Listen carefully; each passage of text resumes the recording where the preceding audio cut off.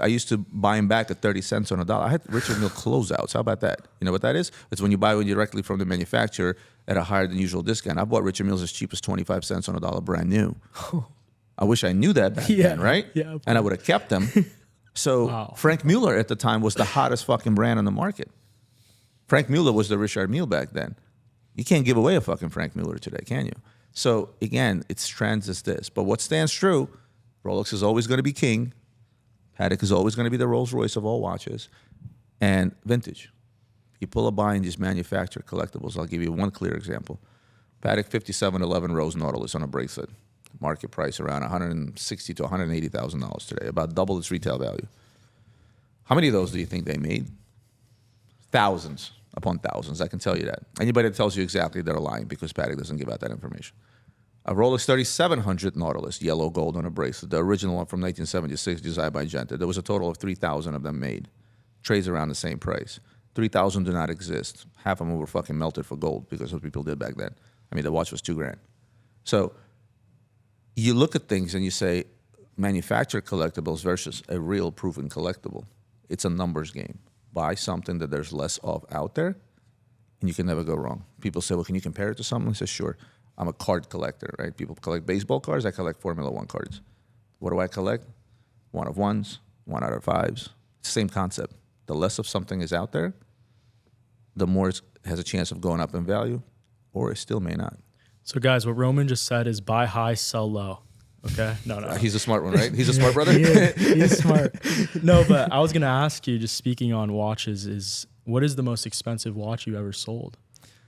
And could you tell us who bought that? I couldn't tell you who, but I can tell you I sold a crystal Richard Mille turban to the tune of $4 million. I've sold quite a few Sky Moon tourbillons. Most expensive one was at $3 million, 3.2 actually to be exact. I've also sold a Grandmaster chime for less money than one just fetched in an auction, but that market was a little bit different. So we did sell quite a few single expensive watches. We just delivered a watch for $1.5 million 2 days ago. But you shut down the shop piece. For a week after What's that? that? Or you shut it down for a week, or you just keep going? They just keep Nothing going. now. Early on in my career, being a class clown and a people's person, I befriended a couple of dealers that were much better off than me, and they dealt in these $500,000+ watches, and I probably sold a half a dozen of those for them. I learned one very valuable lesson. I'd sell a $500,000 watch, make 50 grand. Oh my God, that's great. It's only 10%, right? And so it was then that I learned to look at margins and percentages rather than dollar amounts.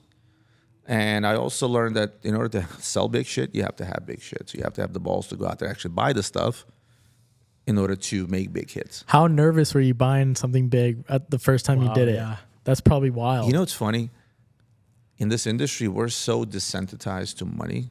Like I have $250,000 on my wrist. I don't look at it that way. I haven't looked at it like that way for years. And as much as I try to be conscious of the fact that oftentimes I wear a house around my wrist or somebody's, 5-year salary, you still tend to get desensitized, much like you. If you were in the car business and you were selling an expensive... I used to be obsessed with cars. Now in the showroom every single day, I just became numb with them. I didn't even want to see them. And you become numb to the fact that the car that you're selling is a 6-figure car. Exactly. Same thing happens in watches. So if you're going to be nervous doing something in this business, don't be in this business. Any business, really. Anything where you're trading stuff. I don't care if you're trading cars, Pokemon cards, or watches. If you're gonna be a nervous buyer, you're gonna lose, because the money in this industry, or in any industry in this nature, is